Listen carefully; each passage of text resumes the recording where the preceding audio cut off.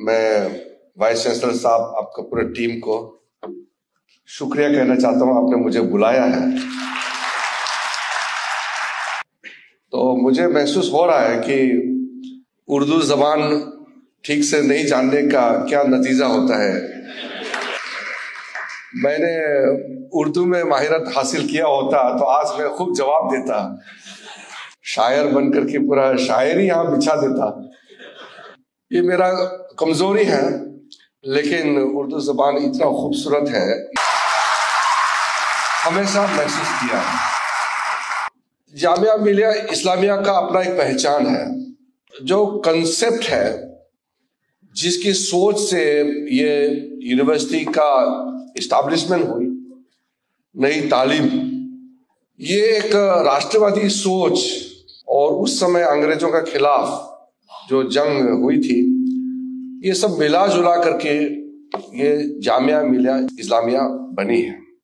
कई ऐसे great souls जिसके बदौलत ये यूनिवर्सिटी जामिया मिलिया इस्लामिया का इस्टेब्लिशमेंट होकर के आज 105 साल फाउंडेशन डे हम मना रहे हैं। इस स्तर का यूनिवर्सिटी बहुत कम होते हैं। तो आपका यूनिवर्सिटी का जो स्तर है, जो साइज है, जो स्टैंडर्ड है, उसी का बराबर साइज आपका ऑडिटोरियम भी होना चाहिए।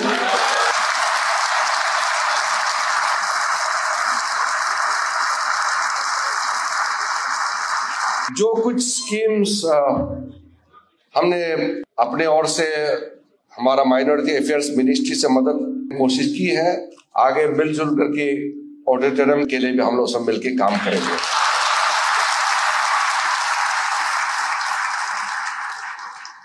आपका यहाँ जो नेशनल एजुकेशन पॉलिसी को लेकर के जिस तरीके से इम्प्लीमेंट किए हैं, वो भी बहुत ही काबिल तारीफ है। मैंने पूछताछ किया है, आपने बहुत अच्छी तरह से यहाँ इम्प्लीमेंटेशन किया है। आपकी यूनिवर्सिटी का कोई जवाब नहीं है। और वैसे भी खास मेरा जो मोहब्बत है इस यूनिवर्सिटी से, आपका जामिया मिलिया इस्लामिया से, यहाँ से जो पास होके निकले हैं या जो संबंध है, कई ऐसे शख्स है जिससे मेरा बहुत करीबी जुड़ाव है, दिल से जुड़ाव है। इसलिए जामिया मिलिया इस्लामिया मेरे दिल में बहुत खास जगह बनाया हुआ है।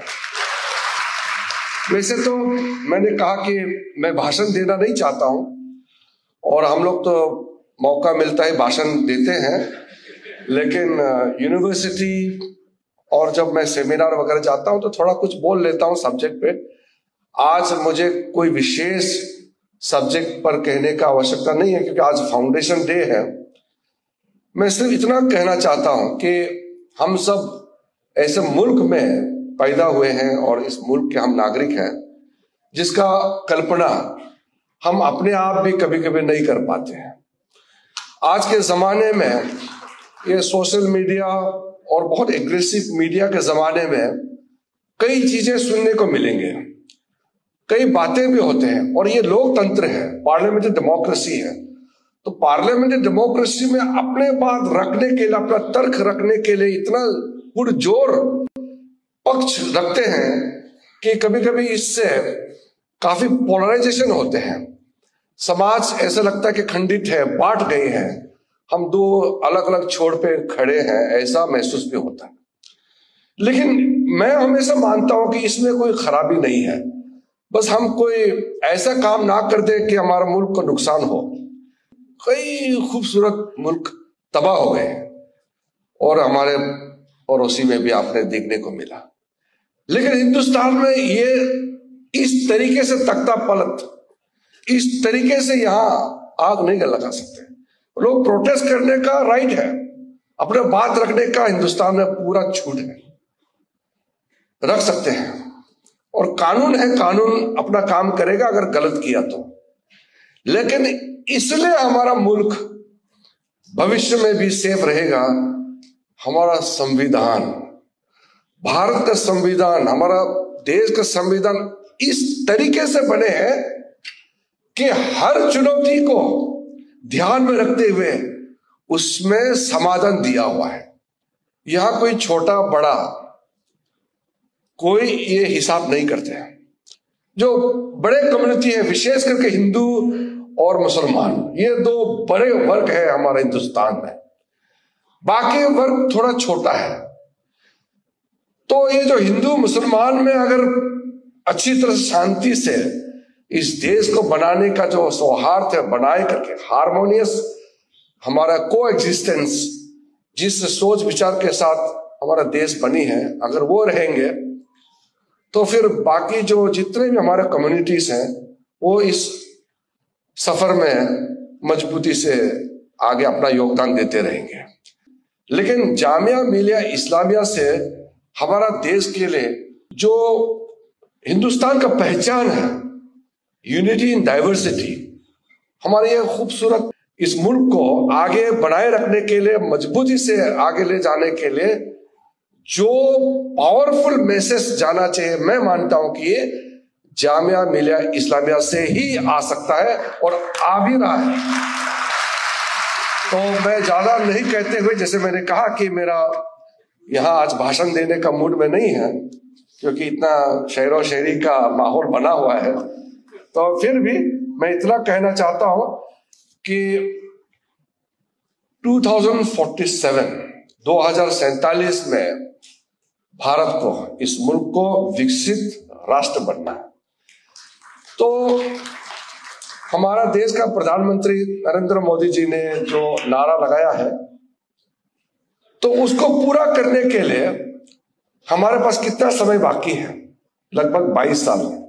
यानी कि जब हमको इंडिपेंडेंस मिला, आजादी मिला 1947, हमारे 78 इयर्स हो गए हैं।